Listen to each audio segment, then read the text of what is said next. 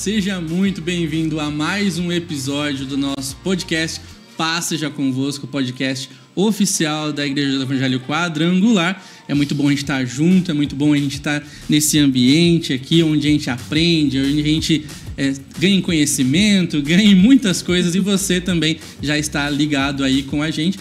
Eu sou o Robson Cook, estou aqui também hoje com a pastora Débora, que está aqui também compondo essa mesa. Prazer dividir a bancada. A bancada com você. Gente, seja muito bem-vinda, é muito legal estar com vocês em mais um episódio do nosso podcast oficial. E vocês já sabem, né, gente? Chegou aqui, tem que curtir, porque sempre o conteúdo é bom, então você já pode curtir na fé já. Curta, comente, compartilhe, para que outras pessoas também sejam edificadas. E não se esqueçam de também nos seguir nas nossas redes oficiais, né? Você pode nos seguir no Insta e também no TikTok. Sempre vai ter lá um corte, você vai ficar por dentro dos novos episódios, dos novos convidados. Então, nos siga nas nossas redes sociais. Isso aí, se você já está aqui com a gente também, já comenta aí de onde você está assistindo, a sua cidade, a sua igreja, compartilha como a Débora falou, que com certeza quanto mais pessoas estiverem aqui, quanto mais pessoas a gente poder estar juntos aqui, vai ser muito, muito melhor. E como sempre a gente tem temas aqui muito especiais, importantes, palavras que a gente compartilha aqui, convidados que sempre trazem temas muito bons, conteúdos aí para abençoar e edificar a sua vida. E, aliás, também, se você tiver, né, Débora, algum tema que você queira que nós traga aqui no nosso podcast, converse, algum convidado que você gostaria de ver, manda também nos comentários que a gente vai estar vendo. E quem sabe, um dia aí, muito em breve, por que não, o seu tema sugerido ou o seu convidado sugerido esteja aqui com a gente também. Bacana. Vamos ao tema de hoje, né? Hoje a gente vai falar um pouco aí sobre bagagens emocionais. A gente vai estar falando sobre vida emocional, saúde emocional, um tema muito importante, necessário para esse tempo que a gente está vendo, acho que para todo o tempo. E como é bom também, como igreja, nós estamos falando sobre esse ponto especial da nossa vida, porque desde a nossa infância, né, todos nós acumulamos aí experiências, traumas, coisas boas também, por que não? Mas algumas coisas ruins que acabam moldando as nossas vidas, nossas relações, acabam até às vezes assombrando o nosso futuro, né? E também o nosso relacionamento, acaba até às vezes afetando o nosso relacionamento com Deus, Débora. É verdade, né? verdade. E essas bagagens, elas podem causar aí um sofrimento profundo, muitas vezes até levando a adoecimento, a doenças aí de cunho emocional, né? E em casos extremos até mesmo questões de suicídio e tantas outras coisas também. E é importante, então, hoje, o nosso objetivo nem é tanto falar que existem bagagens emocionais ou quais são elas, mas também muni-los de ferramentas para que vocês consigam ressignificar, a gente consiga ressignificar os nossos traumas, as nossas experiências, a fim de viver uma vida mais leve e desfrutar dessa vida plena e abundante que Jesus nos prometeu. É isso que ele falou, né? Que nele a gente vai ter vida e vida com abundância. Então é sobre você viver bem aqui na Terra, porque a eternidade a gente sabe que com ele vai ser muito boa. Exato. Então vamos receber nossa convidada. A nossa convidada, Débora. Bom, hoje nós temos o prazer de receber aqui a nossa querida amiga pastora Gabriele Salles. Ela é psicóloga, veio direto da Bahia, né?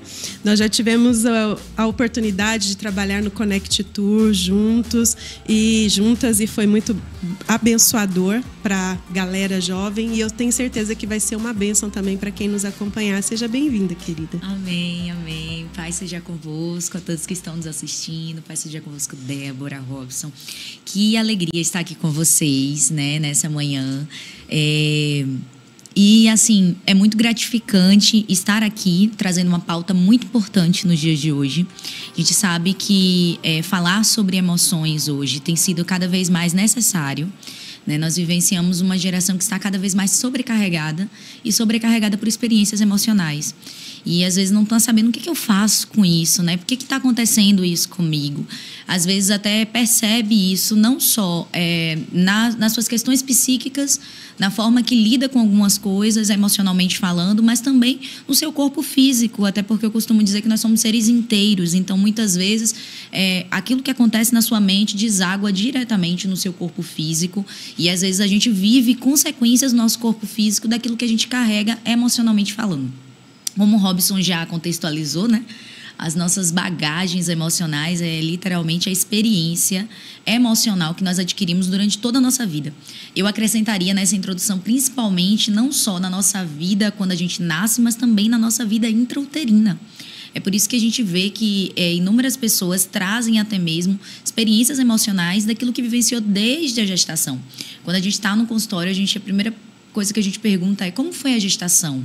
Né? O que isso voga, Gabi? O que isso importa? Importa muito, porque muitas vezes não foi desejado e aquela experiência perpassou para aquele feto que muitas vezes já nascem reagindo diante de determinadas situações, de determinadas formas, emocionalmente falando.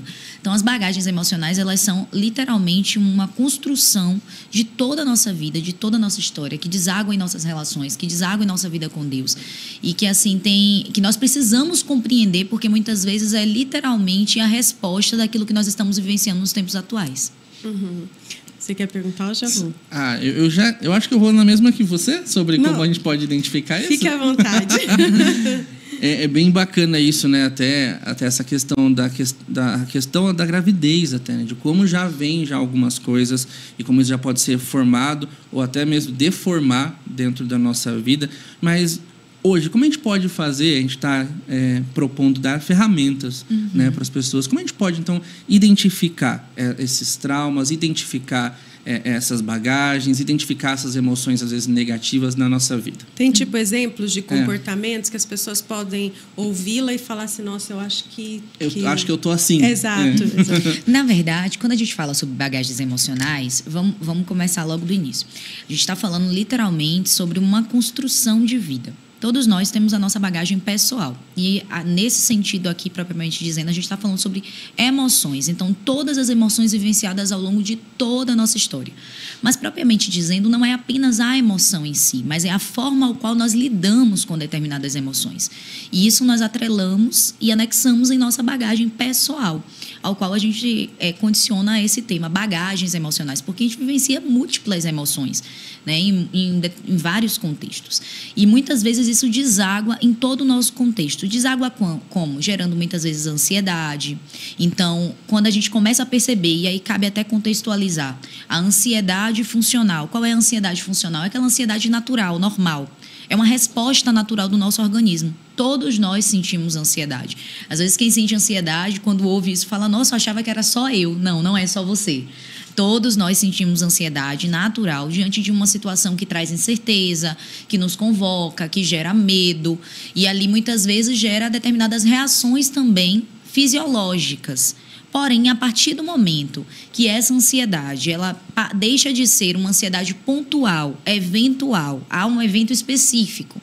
Eu vou participar de algo especificamente, eu vou participar de uma entrevista de emprego, eu vou participar de uma avaliação. Ali começa a me mobilizar, eu começo a ficar ansioso. É uma ansiedade normal, funcional. É uma ansiedade que tem um evento específico e ela é pontual. A partir do momento que isso começa a se tornar rotineiro, que começa a afetar nas suas relações, que começa a impedir de você fazer determinadas coisas que antes você fazia de forma muito natural, de forma muito prazerosa, aí a gente começa a perceber, porque talvez aquela ansiedade já esteja se tornando uma ansiedade disfuncional. A partir do momento que você começa a ter várias e várias crises de ansiedade. Crise de ansiedade não é normal, gente. E nós precisamos nos atentar. Quando nós falamos não é normal, aquilo que é exacerbado. O exagero, né? O exagero. Eu já tive pacientes que tinham, 5, 6 crises durante um dia. Então, isso é muito violento. Quando a gente começa a pensar numa crise de ansiedade, a gente começa a perceber que a crise ela mexe com todo o nosso corpo, não só com a nossa mente. Então, isso daí a gente começa a perceber que há um acúmulo ali também, emocional. de algo que tá... Toda crise, ela tem um gatilho. Toda ansiedade, ela tem um gatilho. Então, a gente precisa começar a perceber o que tem nessa bagagem aí, que talvez esteja sendo gatilho para essa ansiedade. Aí a gente começa a avançar, baixa autoestima. Muitas vezes também é um reflexo de determinadas questões. A gente começou falando sobre construção desde a infância. E a autoestima, ela é construída desde a nossa infância. Pelas pessoas que nós convivemos, pelos nossos parentais. A autoestima é construída na infância. E muitas pessoas, elas trazem esse reflexo de uma baixa autoestima desde a infância, por conta do ambiente que estavam inserido. E isso ele vai acumulando. E essa baixa autoestima vai propiciando também mais experiências emocionais. Insegurança, propiciando muitas vezes sensações de rejeição, porque muitas pessoas se sentem assim. Quantas pessoas até nas nossas igrejas dependem que o líder aprove, aceite, e que isso muitas vezes é reflexo de uma baixa autoestima. Essa necessidade do autoconhecimento, porque às vezes a pessoa acha que a outra está rejeitando, mas na verdade o sentimento é só dela, não seria isso? E que tem a ver literalmente com tudo que ela carrega, com todo o construto, com essa bagagem pessoal e também essas experiências emocionais que ela vivenciou. E que muitas vezes ela caracteriza a um só episódio, mas não tem a ver com aquele episódio especificamente. Tem a ver com muitas outras questões que ela traz durante toda a história de vida, que a formam enquanto indivíduo. Então, isso é uma outra questão que a gente também começa a perceber, né? E, inclusive, em Mateus 11 fala sobre isso, né? Sobre uma geração sobrecarregada. Vinde a mim todos os que estáis cansados e sobrecarregados. E nós vivenciamos assim, muitas vezes, uma geração que... eu estou tão cansado, eu deito, eu durmo, mas eu não descanso, eu acordo mais cansado do que eu dormi. E muitas vezes há um acúmulo ali emocional também, que está ocasionando algo fisiológico e que a gente também precisa se atentar. Você até falou, até pegando no que você falou, um gancho, né? Me policiar para não ficar falando muito gancho. Mas essa questão do acúmulo, né? Sim. Porque tem eventos, né? A gente entende às vezes que o ambiente pode proporcionar alguma coisa, nossos relacionamentos, amizades, pessoas com quem a gente convive, mas a questão é desse acúmulo, né? Que vai juntando, e às vezes a gente não sabe lidar com o que está sentindo e de um dia para a noite não é isso que acontece, mas a pessoa tem esse pico que, conforme, como você disse, tem pessoas que chegam a ter crises 5 vezes por dia. Então, como a gente também pode lidar com essa questão desse acúmulo, para não deixar chegar nesse ápice, vamos dizer assim, né? A gente fazer quase uma limpeza, né? Uma limpeza da nossa saúde emocional, sei lá, diariamente, ou fazer alguma rotina. Como você deixaria uma dica para essa questão? Essa questão do acúmulo é algo que a gente tem lidado constantemente. Porque muitas pessoas estão internalizando. O acúmulo vem exatamente desse internalizar. É você engolir. Literalmente engolir sem externar. E o objetivo é que você sim externe. Então, o ideal é que você tenha um espaço de qualidade para que você possa transpor as suas emoções, para que você possa colocar para fora. É incrível que Augusto Cury vai falar sobre isso. Jesus foi o maior psicólogo que já existiu. E era interessante que quando a gente vai olhar algumas trajetórias bíblicas, a gente vai perceber o quanto Jesus convocava as pessoas a falar. Porque a fala, ela traz esse poder de transpor e, ao mesmo tempo, de trazer para fora aquilo que está dentro, aliviar aquilo que está dentro. E eu costumo dizer até para os meus pacientes que nós somos que nem um recipiente. A gente vai enchendo. Chega um momento que a gente transborda. E tem muitas pessoas, até podem estar nos assistindo, que estão transbordando. Transbordando ou em forma de doença física, ou em forma de doença psíquica, ou transbordando em suas relações, exatamente por conta desse acúmulo.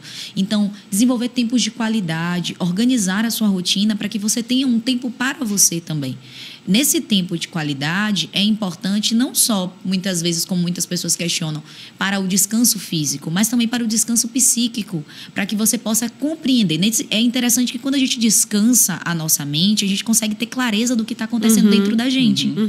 Quando você tem um tempo de qualidade com você, você começa a perceber algumas coisas que você não percebia antes. Reações, né, que você teve, você fala assim, por que eu reagi dessa forma, Sim, né? Sim. Percepções. Por que você começa a ter mais força até emocional para você contra-argumentar algumas questões que acontecem dentro de você. E que no dia a dia, quando você não tem esse momento de descanso, de tranquilidade, volta a trazer não só o descanso físico, mas o descanso psíquico. Quando a gente fala em descanso psíquico, não é só você deitar e dormir. Eu sempre reforço isso. Mas é muitas vezes você assistir um filme que você gosta, é você assistir uma série que você gosta, é você colocar de lado todos aqueles problemas, todas aquelas questões. Quando eu falo colocar de lado, não é colocar debaixo do tapete, mas às vezes assim, você chegou de um dia exaustivo no trabalho, você não se permitir trazer esse trabalho para casa, mas você deixar esse trabalho da porta para fora e se permitir ter um tempo para você. Ter um tempo de descanso também é você tomar um banho demorado. Outro dia eu compartilhei nas minhas redes sociais e as pessoas assim amaram. Falei, quando você for tomar um banho, chegou de um dia exaustivo, para você tranquilizar a sua mente, descansar a sua mente, porque tem gente que fala assim, eu chego e eu quero dormir, eu chego muito cansado e eu não consigo dormir. Claro que você não vai conseguir. A sua mente ainda está ali em constante trabalho, intensidade, aceleração. E, sobretudo, você vai deitar daquele jeito e você vai acordar mais cansado. Não por conta do seu corpo físico, mas por conta da sua mente. E aí eu falei, abaixa as luzes do seu banheiro. Ai, Gabi, eu não tenho aquelas luzes climatizadas.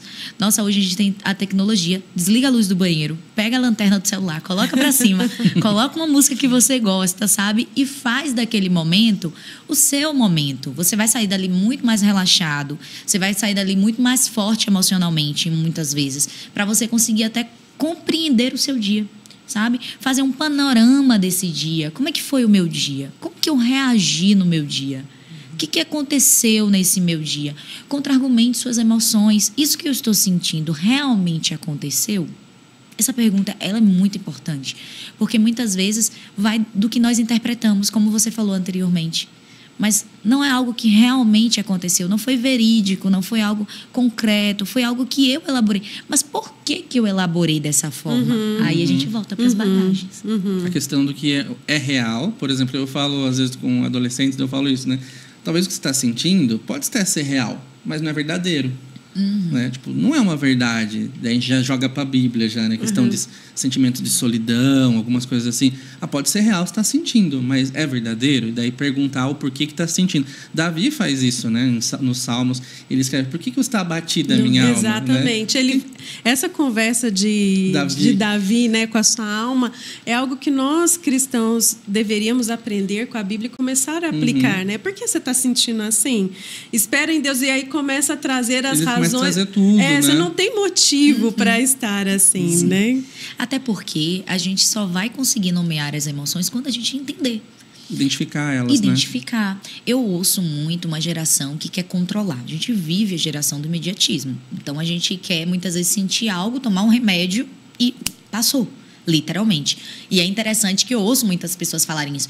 Como é que eu lido com a ansiedade? Ai, psicólogo não medica. Isso é o que eu mais escuto. Mas eu sempre falo, você precisa perceber. Você precisa separar esse tempo para você perceber, para você entender o que está acontecendo. Não adianta eu passar uma receita de bolo para você controlar algo que você não identificou, que você não sabe o que gerou, que você não entendeu o que é que aquilo ocasionou em você, o porquê que você está sentindo, sabe? Nós aprendemos a nomear as nossas emoções na nossa infância, com os nossos parentais, com o grupo social que a gente está inserido, que inclusive é a família muitas vezes, porque é o primeiro grupo social.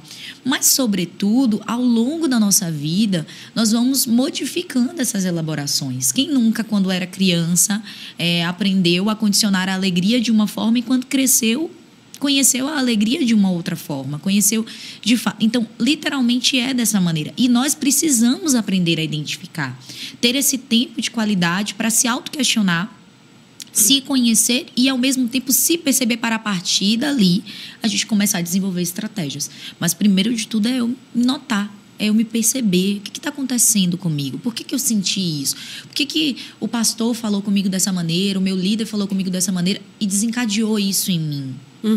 Sabe? Eu achei muito interessante essa questão do falar. Sim. Porque a gente, aconselhando algumas pessoas, a gente percebe que eu acho que talvez uma construção aí dos nossos pais, a gente fala assim, não fala nada não, né? Não fala nada não, deixa pra lá. Guarda pra você. Guarda pra você, deixa pra lá.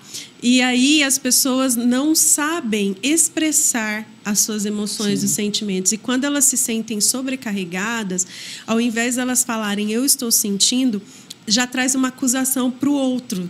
Que às vezes, como nós falamos, o outro não fez nada. Alguma coisa acionou algo dentro dele e ele condicionou que a culpa é do outro. Mas às vezes o sentimento é muito pessoal, né? A emoção é totalmente da pessoa. Então, a igreja, falando já que você usou a questão de Jesus falar, incentivar as pessoas a falarem, eu acho que nós, como igreja, precisamos dar esse ambiente de segurança, de confiança, onde as pessoas podem expressar o sentimento, mas não com julgamentos, né? Não com ouvidos para julgar, mas uma escutativa que ajude as pessoas a ressignificar e estruturar, né, seus pensamentos e suas emoções. Né? É um espaço de fala. Exato. Esse espaço de fala, ele é muito importante porque nós presenciamos muitas pessoas que foram silenciadas. Algumas silenciadas por essa questão que você trouxe. Não fala não, a melhor resposta é aquela que não se dá. Tem muito essa frase. Outras silenciadas pela violência da vida, né? pela agressão nas relações, muitas vezes. E nós, sim, enquanto igreja, precisamos ofertar a esse outro esse espaço de fala, até porque quando há fala, há elaboração, há autoescuta. Né? Nós não só falamos, como nos ouvimos.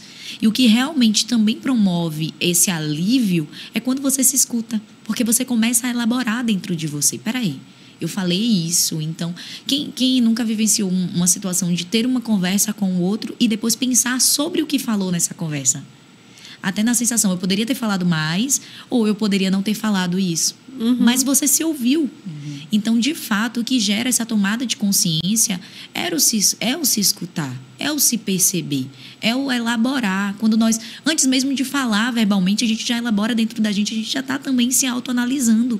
Então, esse espaço de fala, ele é importante para essa autoanálise, mas também para esse acolhimento. Você falou algo muito interessante. Um espaço de fala sem preconceitos, sem pré-julgamentos. E é sobre isso que hoje em dia as pessoas estão precisando. Quando nós falamos sem pré-julgamentos, não quer dizer que você vai aceitar o que o outro lhe traz, que você vai concordar o que o outro fala, que você vai aprovar o que foi dito pelo outro. Mas, sobretudo, sem pré-julgamentos, para que você tenha uma escuta pura, limpa. Para que não seja você ali, mas que seja, de fato, você recebendo o que veio do outro. Você acessando esse outro. A gente acessa o outro, literalmente, quando a gente permite que esse outro seja ele. E a partir do momento que nós ouvimos o outro com tantos pré-julgamentos, preconceitos, nós não estamos permitindo com que, de fato, ele seja ele. E aí a gente não tem como ajudar. Exatamente, a gente impede, né? E Tiago dizia, né? Confessai os pecados uns para os outros para que sareis. E não tem a ver só com o pecado cometido, mas essas bagagens, essas coisas que nós carregamos. Dá suporte, né? E porque não impede a caminhada, querendo ou não, né? Na igreja, recentemente, a gente estava estudando isso nos nossos grupos de discipulado, que aquilo que não é confessado, talvez ainda não chegou a ser um pecado consumado. Mas se não for tratado, pode causar uma queda, né? Pode causar algo que seja muito maior. Então, é necessário a gente cultivar esse ambiente, né, dentro das nossas igrejas. Eu falo bastante às vezes o seguinte, que o que está contido não está tratado, né? Exato. Pode estar ali, uma hora ou outra, pode vir aquilo de 10 anos atrás e assombrar a pessoa no presente ou até deturpar, até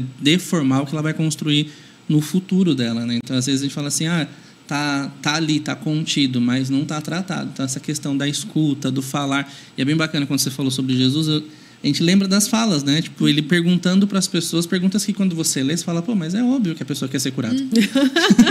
O cara tá há 38 anos ali na beira de um tanque, vê gente sendo curada, um lugar só gente doente. E você chega a pergunta mais... Sei lá, Jesus vai falando, você quer ser curado? Você fala, essa é a passagem mais incrível. Não é? Você olha e fala assim, cara, mas claro que a pessoa quer ser curada. Daí você vê que não, porque quando a primeira resposta dele foi, então, Toda vez que eu tento, vai alguém na minha frente. Tipo, às vezes até isso, né? Esse acúmulo leva a gente a ter respostas, não sei se é isso, mas de ter respostas e reações com base naquilo que a gente está vendo ou existindo, e não com aquilo que a gente quer de fato, né? Igual esse cara. Ele queria ser curado, mas de tanta experiência, bagagens que ele teve ali, a resposta dele foi outra, né? Mas eu acho que, como ela mesma disse, não sei, a gente vai deixar falar, a gente achando que é o especialista. São três aqui. Mas eu acredito também, como ela falou, que a gente vai formulando no nosso interior, eu acredito que a gente vai formulando justificativas, não é mesmo? Uhum. Como lidar, então, com essas justificativas? Essa passagem que você falou, e também a passagem do cego, quando Jesus fala para ele, o que queres que eu te faça? Aí tem gente que fala, não era nítido? Era tão claro. Ele era cego, ele quer ver. Só que, na verdade, Jesus queria que ele colocasse para fora aquilo que estava dentro dele. Sim. Né? Literalmente. E muitas vezes é assim. É uma convocação mesmo. Transponha para que você possa se autoelaborar e você também possa entender o que você deseja. Você também possa entender o que está acontecendo dentro de você, né? Essa autoanálise, ela é extremamente necessária. Paulo vai advertir isso em Coríntios, examine-se o homem a si mesmo. A gente ouve isso toda Santa Ceia, 1 Coríntios 11:28, a gente ouve isso toda Santa Ceia. Porque essa autoanálise que a gente começa literalmente a organizar as coisas dentro da gente. Até mesmo nos nossos períodos de oração. Quando a gente precisa colocar para Deus. Perceba, existem pessoas que quando elas oram, elas não falam para Deus o que elas estão sentindo. É verdade. É verdade. Já perceberam olha Deus pegando aqui. Mas não, é verdade. É uma das coisas que eu mais falo, que as pessoas vão para oração e não são sinceras. Não, por isso que elas saem e entram da mesma maneira. Sim. Elas fazem da sua oração lista de compras. Mas elas não fazem da sua oração literalmente uma oração regada de emoção. E quando a gente fala uma oração regada de emoção, eu sei que muitas vezes a gente ouve muitas pregações que dizem, né, que a gente não pode estar em um evangelho pautado por emoções, porque emoções são passageiras, tudo isso. Mas, sobretudo, nós precisamos, quando nós colocamos em nossa oração as nossas emoções, nós estamos nos colocando para Deus. E muitas vezes nós, por trazer nas nossas orações apenas essas listas de compras, a gente não se coloca. É como se a gente não tivesse presente ali, né? Ana é um reflexo disso, quando ela se coloca como angustiada para depois ela dizer o que ela queria. Ela pedir e detalhar. Então, na verdade, a gente tem essa necessidade de transpor. E até nas nossas orações, que a gente estava falando anteriormente sobre algumas dicas, até trazendo para a parte da igreja, essa é uma dica também. Transpõe as suas emoções, literalmente o que você está sentindo. Né? Mateus 6,6 vai dizer, entra no seu quarto, fecha a sua porta. Então, ali naquele momento, você também pode colocar para Deus como que você está reagindo, como que você está sentindo. Ai, mas eu nem sei explicar, porque tem momentos que a gente vivencia assim, nem eu sei explicar o que eu estou sentindo. Coloque dessa maneira também. Eu não sei explicar o que eu estou sentindo, mas está me gerando isso, está me gerando isso. Quando você percebe, você já está se auto-organizando ali também. E você também já está entendendo dentro de você o que isso está acontecendo. É por isso que Jesus ele sempre convocou. Fale, diga, como é que está aí dentro? Como é que está essa casa interna? O que você está sentindo? Para literalmente você se auto-entender, se conhecer, se perceber. Não é só a cura que ele precisava, era de uma compreensão do que estava dentro dele, do que ele tinha ouvido, das coisas que ele tinha visto, de tudo aquilo que ele tinha acumulado. Condicionado, né? É interessante também, né? Até a restauração de Pedro, quando a gente olha ali, né? Não é assim, finjo que nada aconteceu, né? Mas ali Jesus conversa com Pedro, né? Para trazer à tona aquilo que Pedro precisava colocar para fora no momento. E é legal esse momento também de Pedro. A gente tá todo mundo numa especialidade aqui. Mas essa questão de Pedro é legal porque Jesus não foi tipo, vamos conversar ali no canto, né? Igual Pedro já tinha tirado Jesus uma vez. Não, você não vai ser desse jeito, não, vamos fazer desse jeito. Não, ele arrumou tudo. Vem cá, Pedro, tô esperando você. Ter também esse ambiente, né, para você conversar, ter esse ambiente de escuta, né? Porque hoje, como a gente tem falado, é o automático, é o áudio 2 vezes mais para a gente, sei lá, reservar 2 segundos a mais na nossa vida, porque o áudio agora é em 2, né? E não ter esse momento, né, de conversar. Ela falou até a questão do do banho, né? Às vezes a casa da gente, esses dias em casa, minha mãe falou assim, nossa, mas aqui tá parecendo uma pensão, você só vem, come, toma banho, e sai. Eu falei assim, não tem esse tempo de casa, né? É verdade. E se a gente não tem nem esse da nossa casa, que era para ser nossa casa, esse lugar de você, pô, tô em casa, né? E você não vai ter esse espaço em lugar nenhum, né? Porque a nossa vida é casa, trabalho, né? Se você ainda não é o adulto ainda, né? Já não tá, tem alguém por você ainda, mas depois é casa, trabalho, final de semana igrejas e por aí vai. Mas até essa questão da casa, né? De você ter esse lugar para você se ouvir, para você se perceber, para você parar tudo e com isso... Vamos lá, por que eu estou sentindo isso, né? Muito bom. Sim, algo interessante que você falou sobre o relacionamento de Jesus e Pedro, e me veio aqui na mente, né? A importância de nos permitirmos estar em relações saudáveis. Sim. Relações que nos permitam ser quem nós somos, porque senão, tudo aquilo que nós carregamos ao longo da nossa vida vai ser potencializado. Então, existem muitas pessoas que também estão vivendo um reflexo daquilo que carrega. Primeiro, porque precisa, sim, ressignificar, precisa entender, precisa elaborar, limpar essa bagagem, mas também porque está se submetendo a relações que o adoecem. Relações que não permitem com que ele seja de fato quem ele é, relações disfuncionais, o que a gente chama de relações disfuncionais e tóxicas, né? Literalmente, quando a gente fala relações, não é só relações amorosas, é relações em geral, às vezes relações de amizade que te silenciam, que te bloqueiam, que te impede e que muitas vezes faz você voltar em uma dor, em uma experiência emocional que você viveu lá na sua infância, onde você também foi silenciado, onde você também foi machucado, onde também não permitiram ser quem você é, mas que ao mesmo tempo você não consegue sair daquela relação. Então, essa tomada de consciência é extremamente importante. Esse recalcular, essa compreensão também é importante para você entender em que você está inserido, que muitas vezes também potencializa aquilo que você carrega. E muitas vezes aumenta tudo aquilo que você já vivenciou, que ainda não foi ressignificado, que ainda não foi compreendido, mas que muitas vezes aflora. Então, Gabi, por que muitas vezes a minha amiga fala comigo dessa maneira e me dói de uma maneira tão profunda que contando para o outro, compartilhando com outra pessoa, talvez a pessoa diga, nossa, mas foi algo tão simples.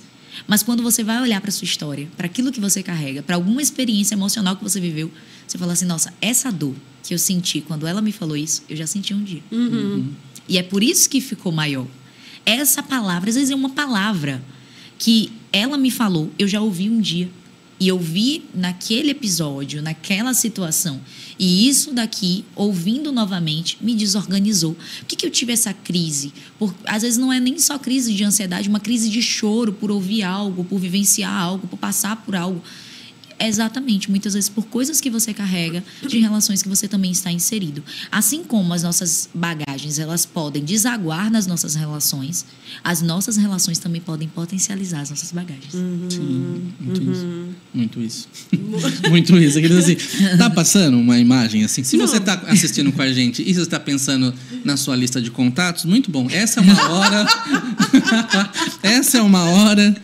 Sabe aquele que você segue no Instagram que não é para seguir mais? É isso aí. Mas, podcast também é limpeza. Pois, assim, interessante que eu acho que isso fica muito nítido e potencializa muito mais em relacionamentos conjugais. Não sei se eu estou errada, mas a gente vê nas amizades, mas eu acho que a amizade, a pessoa não está fazendo bem para mim, às vezes você vai lá, corta, né? Paz do Senhor, tchau. Mas nos relacionamentos conjugais, a gente vê como isso fica grande e como aí as pessoas ficam desorganizadas mesmo e parece que elas não conseguem voltar ao prumo e aí elas acham que a solução é o divórcio, a separação. Não estou falando, gente, em relação onde há violência, onde há abuso. Não estou falando sobre isso. Mas parece que a solução mais simples seria essa. Vocês, não sei se os profissionais veem, você como pastora também. Sim, sim. É interessante que quando eu faço essa palestra, eu até coloco algumas frases que a gente geralmente ouve, que é, às vezes dá vontade de sumir, pegar tudo, que nem uma trouxa de roupa, jogar para cima e desaparecer. São falas muito características de quem está muito sobrecarregado e que muitas vezes isso deságua na sua relação ou a sua relação potencializa. Muitas vezes o parceiro ou a parceira se comportando de determinadas formas que você vivenciou. Eu gosto muito de associar a infância, porque a nossa infância ela é a fase formadora. né? A fase de construção do indivíduo. E experiências que nós vivenciamos na nossa infância, emoções que nós vivenciamos na nossa infância, a gente muitas vezes leva ao longo de toda a nossa vida. E também a forma que nós aprendemos a lidar com determinados papéis que estão inseridos em nossa vida, também levamos ao longo de toda a nossa vida. Então, muitas vezes, a maneira que nós nos portamos, ou a escolha do nosso parceiro, a gente já ouviu muito isso, né? Condiciona, muitas vezes, a convivência com os nossos pais, o papel dos nossos pais na nossa vida. E muitas vezes, na relação conjugal, na relação amorosa, acontece muito isso, essa assimilação do parceiro com os pais, com os parentais, ou com pessoas que exerceram essa função e que muitas vezes não foi tão agradável e que se torna violenta. Então, qualquer coisa que o outro traz, eu recebo de uma forma que não é o outro me trazendo, mas é toda a trajetória que eu vivenciei já. Né? Fala mais sobre a minha história. Outro dia eu estava compartilhando com uma pessoa sobre as caixinhas que a gente leva para dentro de um relacionamento conjugal. Cada um traz a sua caixa e ali precisa abrir para formar uma só caixa. Então, muitas vezes, dentro daquela caixa, daquela mulher, tem uma história de vida muito dolorosa, muito mal compreendida, uma trajetória de não se sentir aceita, de não se sentir valorizada. Quem é que essa mulher será nessa relação? A mulher que vai cobrar valorização, a mulher que vai cobrar validação do marido, a mulher que vai cobrar aceitação do marido. O tempo todo ela vai buscar isso, muitas vezes copiosamente, enquanto ela não tomar a consciência e não buscar realmente por uma ajuda para sair desse caminho, ressignificar essas questões, ela vai viver. E se ela estiver convivendo com uma pessoa que não compreenda isso, ela vai viver se sentindo desvalorizada, vai querer muitas vezes desistir. Isso vai se tornar literalmente uma bola de neve. Teve a ver com esse marido? Nem sempre. Tem a ver com aquilo que ela carrega, com aquilo que ela traz, com aquilo que está dentro dela. A mesma forma, assim, o parceiro. Então, isso fica muito nítido e claro nas relações conjugais, exatamente por conta disso, porque cada um vai trazer na sua bagagem algo que precisa ser ressignificado, ou também, se não for, pode desaguar nessa relação. Isso também a gente vê muito, não sei se vocês já partilharam, mas em relações parentais. Quando eu toco nesse tema, eu me recordo muito de relações parentais. Pais e mães que desaguam nos seus filhos experiências emocionais traumáticas. E que faz do filho o reflexo daquilo que ele viveu. É a famosa frase que a gente vê muito viralizar nas redes sociais: sangrando em quem não feriu. Então, isso reflete muito. E esse adoecimento, muitas vezes, ele se torna geracional. Porque aquele filho, se ele não decidir fazer uma nova história, ressignificar tudo aquilo e construir algo saudável a partir dele, ele vai replicar. E é por isso que a gente vê, principalmente nas igrejas, famílias que são réplicas de dores que não nasceram nelas. É algo geracional.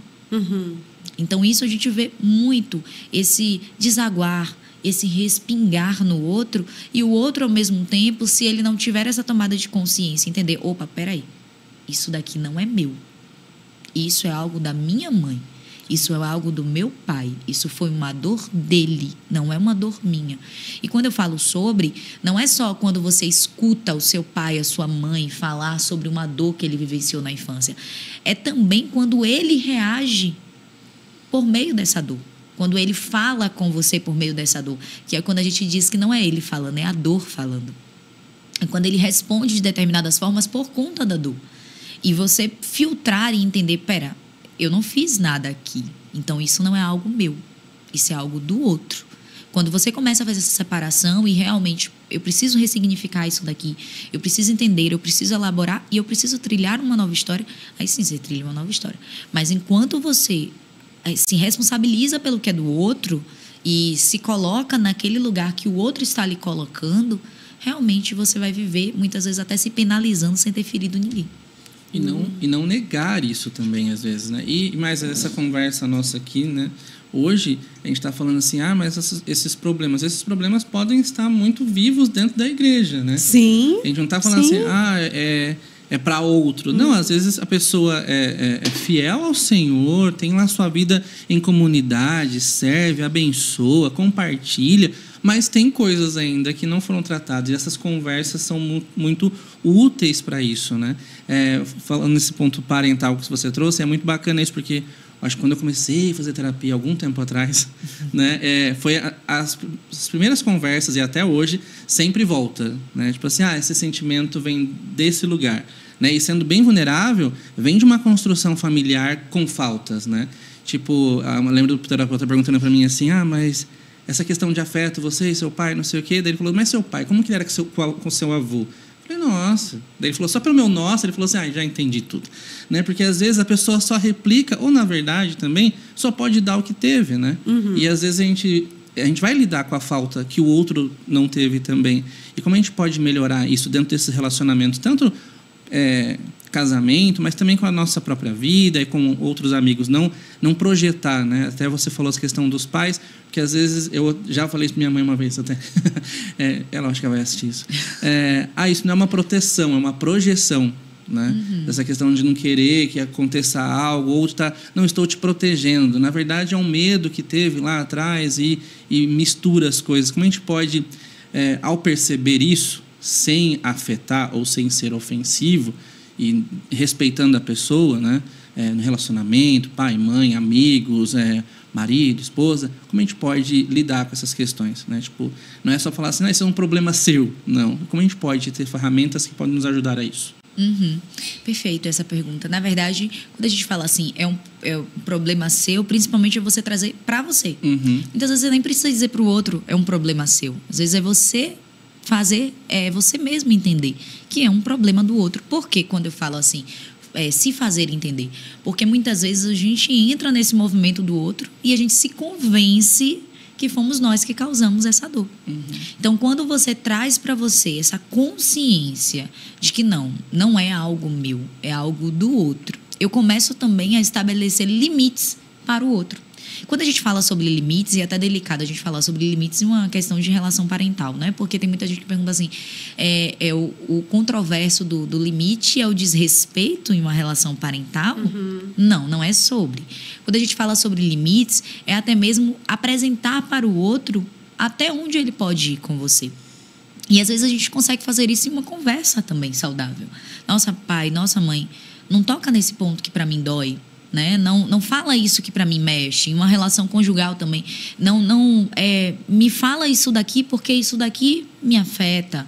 Né? Talvez a gente não consiga transpor para o outro. Poxa, você está falando isso para mim porque você viveu isso. Talvez o outro não queira ter consciência disso. Existem pessoas que também fogem disso. É verdade. Então, se você falar sobre isso, talvez se torne um conflito, uma briga, uma confusão, porque o outro às vezes vai negar. E a negação para ele talvez seja melhor, e mais confortável emocionalmente. Mas talvez isso precise ser esclarecido no que tange a esse diálogo do não vamos falar sobre, né? Por favor, não toca nesse ponto. Mas para que isso aconteça, por isso que eu estou sendo até redundante, é preciso primeiro você entender onde isso lhe afeta. Até para você não transpor para o outro algo que nem você tem certeza. Algo que nem você tem clareza de fato do que está acontecendo. Uhum. Por isso que eu sempre falo que, até para os pacientes, recentemente eu falei sobre isso com a paciente, sobre uma convocação de uma conversa com o outro. Eu falei, primeiro você precisa ter uma conversa com você. Ensaie essa conversa dentro de você. A vida são eternos ensaios. Então, assim, ensaie isso dentro de você, organize dentro de você. Quem primeiro precisa dessa conversa é você. Uhum. Com você mesmo. Então, é o fato literalmente de você elaborar para você colocar para o outro. Isso me dói, isso mexe, isso me afeta. Você falou algo interessante, Robson, sobre projeção. E às vezes, não é só nessa questão parental mesmo, talvez isso seja pauta até para um outro conteúdo, porque é algo que a gente vivencia muito nas igrejas. Mas essa projeção não é só uma transferência do que eu recebi e que eu te passo. Mas é uma projeção o que eu vivi, eu não quero que você viva. Uhum. Só que me entenda, às vezes é tão profundo que deixa de ser eu não quero que você viva para você não se ferir. Eu não quero que você viva para você refazer o caminho que eu fiz errado. Então, isso muitas vezes se torna até uma extrema responsabilidade sobre esse filho, que faz com que também esse parental, de forma inconsciente, desague nesse filho aquilo que não ficou claro na história dele, na história pessoal desse parental. As dores que não foram ressignificadas. Isso também é uma bagagem emocional. Aquilo que eu não ressignifiquei, aquilo que eu não elaborei, aquilo que às vezes eu me puno até hoje, eu vou projetar para que o outro não vá por esse caminho, não por conta dele, muitas vezes, mas por conta de mim. Para ser satisfatório para mim, mas tranquilo emocionalmente de dizer, eu errei, mas eu impedi o meu filho de errar naquilo que eu errei. Entende? Então, para que isso aconteça, eu, enquanto filho, enquanto você, enquanto filho, já que a gente está falando de parental, precisa ter essa clareza. Como que é a minha família? Eu não sei se você que assiste já teve essa experiência de pensar sobre a sua família, sobre a sua rede familiar, sobre a sua instituição familiar, sobre o que é que essa família lhe entregou e lhe entrega até hoje, que compõe a sua bagagem emocional, que fala também sobre quem você é, né? Quais foram os lugares que você esteve inserido nessa casa e que hoje você continua inserido na sua relação conjugal, na sua relação parental com os seus filhos, na sua relação no trabalho, na sua relação na igreja. Então, essa autoanálise é o primeiro caminho para que você consiga também começar a estabelecer limites para o outro, para que você consiga buscar por ajuda, porque tem algumas questões que a gente realmente precisa estar em terapia para a gente entender, para a gente conseguir falar, para a gente conseguir colocar, para a gente conseguir desenvolver mais estratégias. Mas, para isso, eu preciso também compreender o que é que eu carrego de fato, que não é só o agora, mas que tem a ver com toda a minha trajetória da vida. Quando eu fiz terapia e eu entendi que essa questão de limite, que às vezes você vai procurar ajuda, mas no início você não acha que é tanto para você, não. Ajuda para consertar as outras pessoas. Até você aceitar que a pecinha é outra, vai um tempinho. Não é? Porque às vezes até o aconselhamento você não está procurando para você, está procurando para outra pessoa. E essa questão do limite, como a pastora Gabi colocou, às vezes não é necessário você falar, porque quando você se conhece e você muda as suas atitudes, as pessoas se relacionam com você de uma maneira diferente. Então, eu percebi isso na minha própria vida, porque até há um tempo, até determinado tempo, eu não conseguia falar. Então, tudo que acontecia, eu chorava. Tudo que me falavam era pessoal, era para mim, era um ataque pessoal, era comigo e tal. E aí, depois que eu fui me conhecendo, entendendo o que compunha a minha bagagem emocional, né, o que tinha lá dentro, eu comecei a reagir de maneira diferente. Então, as minhas relações, elas não ficaram mais tóxicas, porque eu entendi que, na verdade, às vezes não tinha a ver com o outro, tinha a ver comigo. A forma que eu reagia. Então, se uma pessoa estava estressada, eu já entendia que não era comigo. Era ela que não estava num dia bom, que ela estava tentando lidar com a situação que ela passou. Então, não era mais comigo. Quando eu precisava colocar algo, eu conseguia falar com clareza acerca do meu sentimento. Então, eu acredito que o autoconhecimento... eu acredito, a gente achando. Não, a gente se achando. Daqui a pouco, a convidada que vai nos entrevistar. Qual o roteiro? Mas, não sei, até peço para comentar um pouco sobre isso. Mas eu acredito que o autoconhecimento é um ganho enorme para que as relações elas se tornem mais leves, essas interações se tornem saudáveis. É isso mesmo? Sim. Você falou algo muito interessante. Quando eu comecei a me perceber, eu comecei a mudar. Então, na verdade, você começa a entender o que era o que você estava permitindo com que o outro fizesse com você. E, geralmente, esse movimento de responsabilizar o outro, a gente realmente tende a se anular das nossas responsabilidades. Mudar alguns comportamentos é também se responsabilizar sobre a sua própria história. E isso faz com que o outro entenda e receba a informação daquilo que você não permite mais. Opa, ela não permite mais estar nesse lugar. Então, muitas vezes existem lugares que nós estamos inseridos porque nós nos permitimos estar inseridos nesses lugares. Porque nós aceitamos esses lugares. Existem pessoas que nos tratam de determinadas formas porque nós aceitamos que elas nos tratem dessa forma. Alimentando, de alguma forma respondendo à demanda delas. E às vezes nem por maldade da pessoa, Sim. mas por um lugar que foi cedido, né? Sim. Consciente ou inconscientemente. Sim. Às vezes o outro me entrega pouco porque eu aceito o pouco que ele me entrega. E se eu aceito o pouco que ele me entrega, ele vai continuar me entregando pouco. Porque a informação que eu emito, ok, tá tudo bem. A partir do momento que eu começo a estabelecer limites, a partir do momento que eu começo a normalizar o não, porque o não também é um limite e que muitas pessoas têm dificuldade de dizer o não, porque inerente, inconsciente, há uma vontade compulsiva de ser aceito e há aquela idealização de que para ser aceito eu preciso aceitar tudo.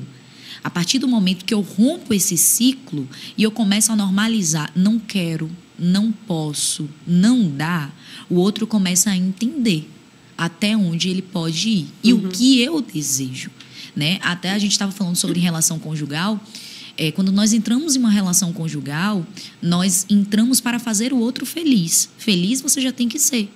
Porém, como que eu vou fazer o outro feliz? Ouvindo do outro o que lhe faz feliz. Como fazer o outro feliz se o outro não me fala o que lhe faz feliz? E aí que entra o embaraço e volta para aquele gancho que a gente estava falando, onde muitas pessoas às vezes querem desistir. Mas se eu não estou expressando para o outro o que me faz feliz, ou eu deixo para expressar em algum momento que eu já estou no ápice de tudo aquilo que eu vivenciei.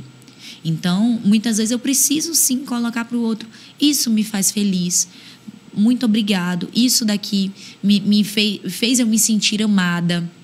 Quando eu começo a colocar para o outro as minhas emoções, o outro também começa a entender até onde ele pode ir ou o que eu quero receber, ou o que eu não aceito mais receber. Então, é exatamente isso. Existem lugares que nós estamos porque nós aceitamos estar. Sim.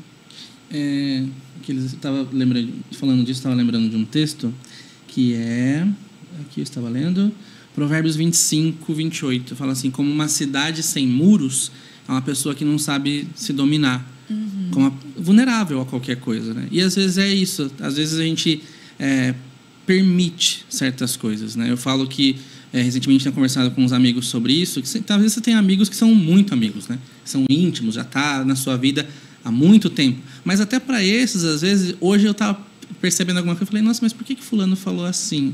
Porque ele sempre falou assim.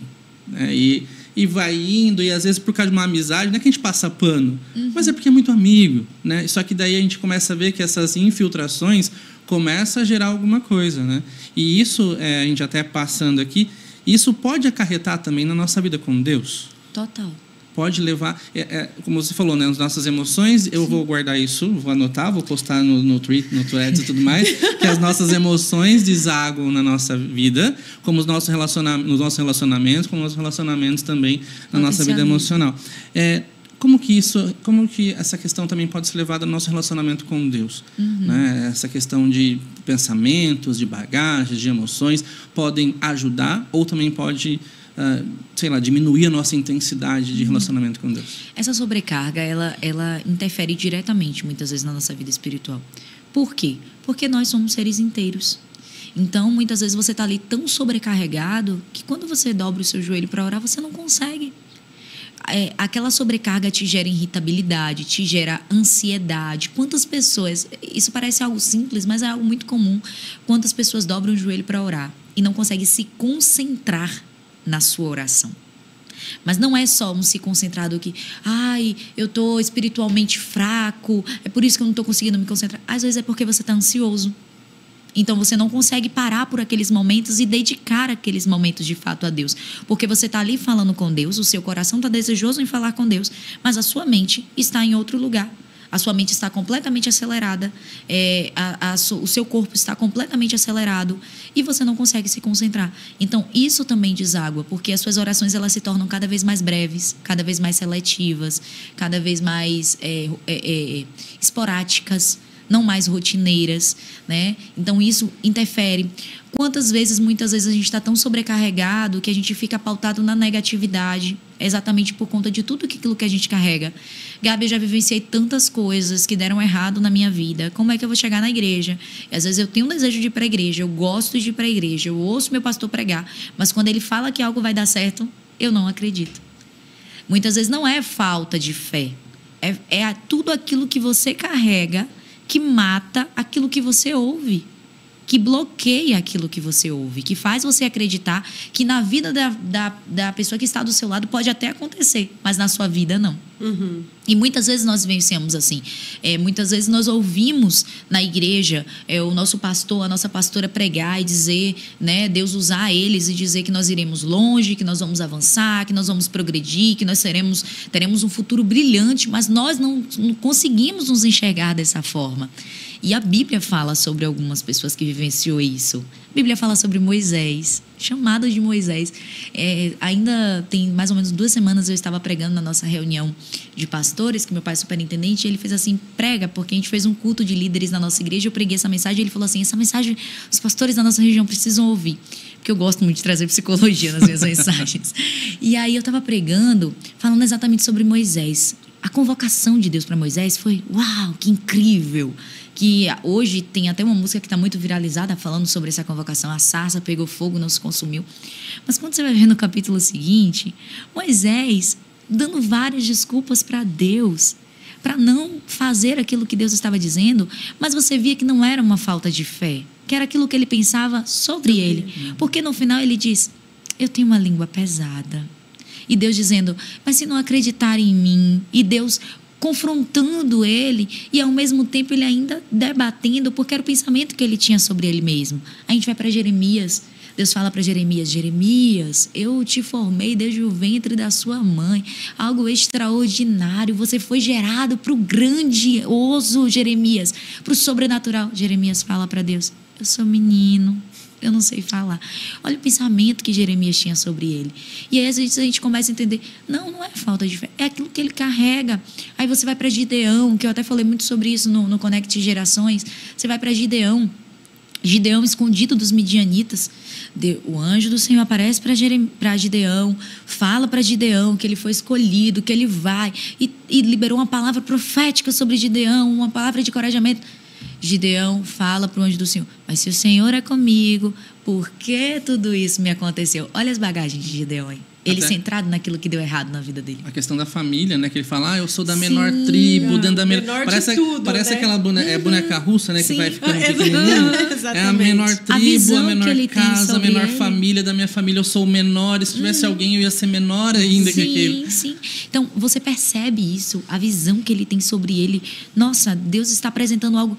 E isso a gente vê muito em nossas igrejas, que às vezes a gente se pergunta por que aquela pessoa não cresce? Às vezes, por que aquela pessoa não se enxerga naquilo que Deus a projetou. Uma vez eu ouvi uma menina falar assim, eu orei muito, pastora, para estar no trabalho que eu estou hoje. Eu dizia, Deus, eu quero estar em um trabalho grande, em algo grandioso. E eu me qualifiquei, eu fiz curso para isso. Deus vai, abre a porta para ela. Quando ela entra nesse trabalho, aí ela me devolve. Eu não acho que esse trabalho é para mim. Eu falei, por quê? Aí ela fez... Porque as pessoas de lá, elas se vestem muito bem, elas falam muito bem, elas se comportam de uma forma... Eu não sou apta para estar lá. Ou seja, ela orou por algo, mas ela não se enxergava nisso. E eu sempre falo quando eu prego, não é somente você orar, é você se preparar para receber. Então, muitas vezes, aquilo que nós carregamos interfere diretamente no nosso relacionamento com Deus, naquilo que Deus nos gerou para ser, no nosso propósito de vida. Por que tem pessoas que estão abortando os chamados? Porque não se enxergam naquele lugar por conta de várias coisas que já ouviu. Você não serve para isso, você não vai para isso, desce daí, desce desse pedestal. E muitas vezes é tudo aquilo que ele ou ela carrega, que reflete diretamente, não só na maneira que ela enxerga Deus, mas principalmente naquilo que Deus devolve para ela, daquilo que Deus apresenta para ela, que ela às vezes desacredita. Eu gosto muito de citar a história de Esté, porque a Bíblia ela não vai falar detalhadamente sobre um tratamento psicológico que Esté viveu. A Bíblia vai falar que Esté passou 1 ano, né, se guardando, sendo preparada, tanto espiritual quanto físico. Mas quando a gente vai olhar para a história de Esté e para aquilo que Deus entregou a Esté, será que a gente não acredita que Deus também tratou as emoções de Esté? Esté era uma menina órfã. Esté não teve uma estrutura familiar. Deus coloca Esté no palácio não só para tornar Esté rainha, mas para entregar a Esté o que ela nunca teve na vida dela, que é o casamento, é a primeira construção familiar. É ali que começa uma família. Então, literalmente, eu acredito que naquele processo, naquele tempo até de preparação do espiritual, Deus também tratou as emoções de Esté. Para quê? Para Esté não abortar aquilo que ele estava entregando para ela. Para Esté não desfazer aquilo que ele estava entregando para ela. E muitas vezes é assim. Existem muitas pessoas que estão perdendo o que Deus o entregou por causa de coisas que ele carrega. Por conta de experiências, de vivências, de traumas, de situações que ele ainda está vivendo. Né? Quando eu falo ainda está vivendo, é porque ainda está dentro dele e que ele, às vezes, se permite viver em vários replays. Sim. O tempo todo. A gente já está quase indo para os encerramentos, porque a conversa tá boa. Porque você não quer terminar. A gente não quer terminar, porque eu gosto desse assunto. Falo formado em comunicação, mas com 2 pés em psicologia. Mas você falou bastante sobre essa questão, acho que dá para a gente unir em tudo isso daí, sobre se ressignificar, que até parece uma palavra da moda, né? Se você ressignificar. Mas até mesmo essas pessoas que você citou, esses personagens, né? Que muitas das realidades que eles citaram até diante de Deus não eram uma mentira, né? Não era algo, mas também não era algo que definia. Então, como a gente pode ressignificar? Né? Igual Moisés mesmo, tipo, eu até falei esses dias sobre essa situação, falei, se não Moisés, quem? Né? Porque o único que tinha acesso ao lugar, foi educado por aquilo ali. Então, se a gente for ver nosso histórico também, pela graça de Deus, nos prepara para onde Ele está levando a gente. O Rick Warren fala muito sobre isso, né? Da vida com propósitos, que aquele não foi um acidente, né? Deus não está lá surpreso no trono, nossa, aconteceu, rapaz, e agora? Né? Então, tudo isso caminha para a glória de Deus. E como a gente pode, eu não falo dar uma ajuda para Deus, mas é uma outra palavra, acho que do momento, cooperar com aquilo que Ele está fazendo, ressignificando essas coisas. Tipo, entender assim, eu sou essa pessoa que estou lidando ou vencendo com esses sentimentos, reconheci já dei esse passo, sei quais são, e estou lidando ou vencendo nisso, como que eu faço agora para ressignificar, para ir além ou apesar de? É como você falou, né? Primeira atitude é a decisão. Eu preciso, de fato, decidir. E decidir ressignificar não um episódio só.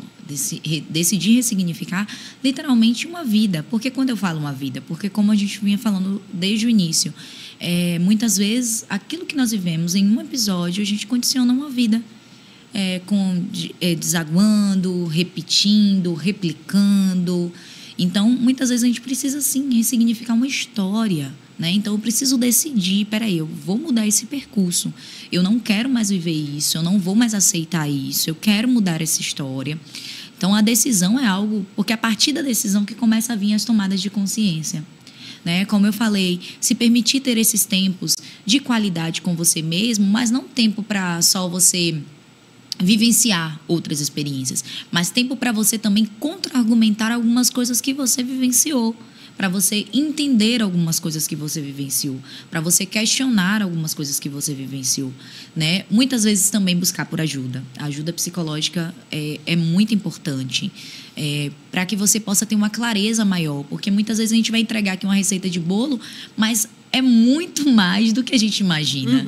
É muito mais profundo do que a gente imagina. Então, existem determinadas situações que realmente precisam de uma ajuda psicológica para que você possa entender sua história, como você falou, para você conectar, para você entender que a sua história ela é conectada. Né? Então, é uma conexão. Então, você conectar a sua história para entender algumas reações, para a partir daí você moldar novos padrões, novas atitudes, para você aprender a estabelecer limites, para você aprender a dizer não, para você compreender o indivíduo ao qual você foi formado. Quem é você nesse mundo? Por que você reage de determinadas formas e por que determinadas experiências, determinados ambientes, determinadas relações fazem você ter reações? Então, de onde vêm as suas reações, né? E como que você se comporta nessas relações, nesses ambientes, nessas vivências. Então, muitas vezes você vai precisar, sim, da ajuda psicológica para você se ouvir, para você se escutar, para que você... Porque às vezes a gente fala de tempo de qualidade, tem gente que ouve e fala assim, mas eu não tenho, a minha rotina é muito agitada. Então, às vezes, o tempo de qualidade que ele tem é na terapia. Uhum. É quando realmente ele vai se permitir parar para analisar. Porque às vezes ele fala assim, mas eu paro para fazer essa autoanálise em casa, mas às vezes não para completamente, porque é só fazer um barulhinho, alguma coisa, já sai daquele movimento. Então, assim, por isso que eu falo, ajuda psicológica, e na maioria das vezes, ela é muito necessária para você desenvolver esse autoconhecimento. E até para que você tenha a devolutiva do outro. Essa devolutiva também é muito importante. Porém, essa autoanálise, ela não é só em terapia. Ela sempre precisa existir. Nós sempre precisamos. O autoconhecimento é exatamente a porta para ressignificar. Não há como ressignificar se eu não sei o que eu tenho que ressignificar. Sim. Identificar, né, quais são essas coisas. E eu acho que aí entra, né, a gente tem a terapia e aproveitando que somos seres espirituais, né? Sim. Você viu que hoje eu tô... Hoje a Débora está... Hoje eu tô agitada, gente. Mas o salmista diz, né, sonda, meu Deus, conhece o meu coração. Então, esse momento do secreto, do devocional, de estar diante do Senhor sem máscara, assim como Deus foi guiando Jeremias, Moisés, nesse caminho de autoconhecimento, acabando esse período de terapia, continuar usando esse lugar secreto como um momento para você se conhecer, se perceber, permitir que o Senhor mostre a sua realidade e vá ali te moldando. Sim. E até durante esse período de terapia. Sim. E até durante. Até porque o psicólogo, ele vai tratar aquilo que é de origem emocional. Mas no seu secreto, o Senhor ele vai te sondar por completo também. Por completo. Então, vai sondar o seu espírito, vai sondar o seu coração, vai sondar as suas emoções. Ele vai literalmente te forjar por completo. Então, até estando em terapia, é extremamente necessário você também buscar de Deus a clareza sobre a sua história. Quem melhor que Deus para traduzir a nossa história? Então, por que determinadas coisas aconteceram na minha vida? Que às vezes você demora um tempo para ter essa clareza na terapia, para você entender. Eu tenho pacientes que dizem, eu reajo dessa forma, mas, Gabi, eu não lembro de nenhum episódio que eu vivi, eu não lembro de nenhuma situação. E demora muito tempo, mas às vezes no seu dia a dia você vai se recordando. E muitas vezes até nesses períodos de oração. Sim. O Senhor ele vai te lembrando, vai trazendo a lembrança, né? Exatamente para que você se permita estar nesses dois espaços. Tanto nesse espaço de tempo de qualidade com Deus, quanto nesse espaço de tempo de qualidade com você mesmo. Porque a terapia é um tempo de qualidade com você mesmo. O profissional ele está ali só apenas para lhe auxiliar. A gente fala que nós somos meros secretários na sua vida. Mas você é literalmente aquele que vai direcionar. É você que vai abrir as portas. É você que vai mostrar até onde dá. Claro que o profissional ele vai estar ali, ele vai convocar, ele vai, né, te ajudar. Mas você vai fazer o papel. Então, esses dois espaços, eles são extremamente importantes. Quando eu me relaciono bem com Deus, quando eu me relaciono bem comigo mesmo, eu consigo me relacionar com os outros. Muito bom, não é? Com Vamos gravar certeza. mais um, tô brincando. Vamos pra mais outro. Não, mas a gente já tem temas para outros, Nossa, né? muita coisa boa. E acho que é isso, né? Temos mais alguma coisa, Débora? Algo? Ou a fala final? Eu acho que a fala final, né, da nossa convidada, se quiser deixar um recadinho para quem nos acompanhou até agora. Aqueles assim, 3 dicas. 3 passos, 3 4 passos. chaves. Ai, nossa, eu quero muito agradecer. Eu me sinto muito honrada de estar aqui. Eu acredito que esse projeto tem realmente sido uma ferramenta de Deus para alcançar vidas, para ajudar, né? A própria Bíblia vai falar, o meu povo sofre por falta de conhecimento. E esse tempo de conhecimento é extremamente necessário para que a gente possa ter a clareza, não só da nossa vida espiritual, mas de todas as áreas da nossa vida. Então, eu quero muito agradecer, né, aos nossos líderes por esse trabalho excelente. Eu tenho muito orgulho da minha igreja. Eu não falo isso porque eu estou aqui no podcast, não. Eu falo em todo lugar que eu vou, pelas esferas que a nossa igreja alcança, pelo acolhimento que a nossa igreja traz, pela empatia que a nossa igreja tem, de entender que, como igreja de Cristo, nós estamos aqui para tratar e acolher o ser humano e não só a sua vida espiritual. E isso é muito importante. Então, eu quero muito agradecer e falar para você que nos assiste, que você não só compartilhe, não só esse podcast, mas todos os outros, mas que você também, se achar necessário, se se percebendo, compreender que precisa de ajuda, busque por ajuda, busque o seu pastor, busque o seu líder, busque uma ajuda psicológica se for necessário.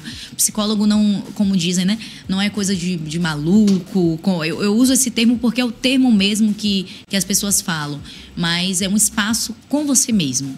E como eu falei antes, quando nós nos relacionamos bem com Deus, quando nos relacionamos bem conosco mesmo, nos relacionamos bem com qualquer pessoa. Que Deus te abençoe. E essa é a minha palavra. Gratidão a vocês. Obrigada. Muito bom, muito bom. Obrigada, pastora Gabi, por esse tempo precioso, pela sua disponibilidade, por ser um canal de bênção na vida de tantas pessoas e há tanto tempo, né? Porque quem não te conhece pode achar que é agora, mas há tanto tempo ali com os filhos de pastores, agora com os adolescentes. Que Deus te abençoe grandemente. Obrigada, viu, Cuco? Obrigado, Débora. A gente ali nessa partilha aqui, né? Nessa mesa terapêutica. Mas muito bom mesmo. É nosso agradecimento a toda a nossa equipe, né? Toda a coordenação, pastor Mário, pastora Bianca, pastor Carlos César, também nosso secretário de comunicação, nossa coordenação aqui com o Leandro e todo o nosso time que está aqui hoje, aqui no Conselho Nacional. E claro, também você que nos acompanha, que está aí, gostou desse conteúdo? Então já marca aí seus amigos, já compartilha com todo mundo. Em breve vai ter aí os cortes, né, para você compartilhar na sua rede social também, e com isso, é claro, levar essa mensagem de Jesus, que é sobre essa vida integral, abençoada e muito plena. Amém. Plena e abundante. Gente, muito obrigada, viu? Até o próximo episódio. Tchau. Paz seja convosco.